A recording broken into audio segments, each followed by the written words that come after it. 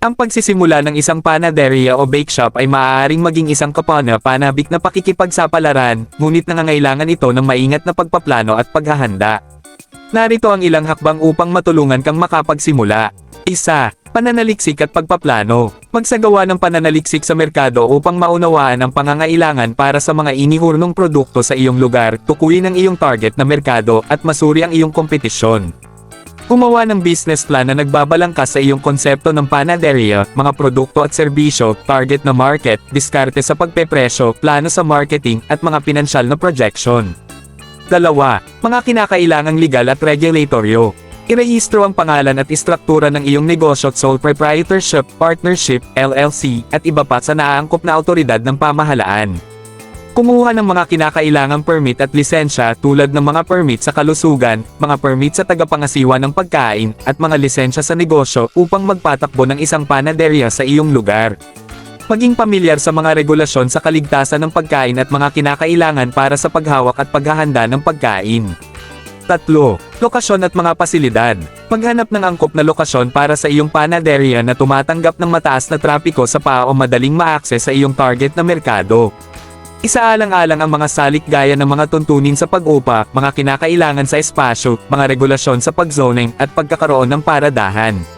I-set up ang iyong panaderia gamit ang mahahalagang kagamitan at pasilidad, kabilang ang mga oven, mixer, refrigerator, display case, at workstation. 4. Pagbuo ng menu. Bumuo ng menu ng mga baked goods batay sa demand sa merkado, mga seasonal na trend, at iyong kadalubhasaan. Pag-isipang mag-alok ng iba't ibang produkto gaya ng tinapay, pastry, cake, cookies, at specialty item. Mag-eksperimento sa mga recipe, lasa, at sangkap upang lumikha ng natatangi at dekalidad na mga baked goods na nagbubukod sa iyong panaderia mula sa mga kakompetensya. 5. Mga supplier at sangkap. Pinagmula ng mga dekalidad na sangkap at supply mula sa mga mapagkakatiwalaang vendor at supplier. Bumuo ng mga relasyon sa mga lokal na magsasaka, producer, at distributor para sa mga sariwa at napapanahong sangkap. Tiyakin na ang iyong mga supplier ay nakakatugon sa mga pamantayan sa kaligtasan ng pagkain at nagbibigay ng pare-parehong kalidad at pagpepresyo para sa iyong mga sangkap. 6. Pag-hire at pagsasanay. Mag-hire ng mga bihasang miyembro ng kawani, kabilang ang mga panadero, pastry chef, at mga kasama sa pagbibenta, na pareho ang iyong hilig sa pagluluto sa hurno at serbisyo sa customer. Magbigay ng komprehensibong pagsasanay at patuloy na suporta sa iyong mga empleyado upang matiyak na nauunawaan nila ang mga pamantayan, recipe, at inaasahan ng serbisyo sa customer ng iyong panaderia. 7. Marketing at promosyon. Bumuo ng diskarte sa marketing upang i-promote ang iyong panaderia at makaakit ng mga customer. Gumamit ng pinaghalong online at offline na mga channel sa marketing, kabilang ang social media, website, signage, flyer, at lokal na advertising. Mag-alok ng mga promosyon, diskwento, at loyalty program para hikayatin ang paulit-ulit na negosyo at katapatan ng customer.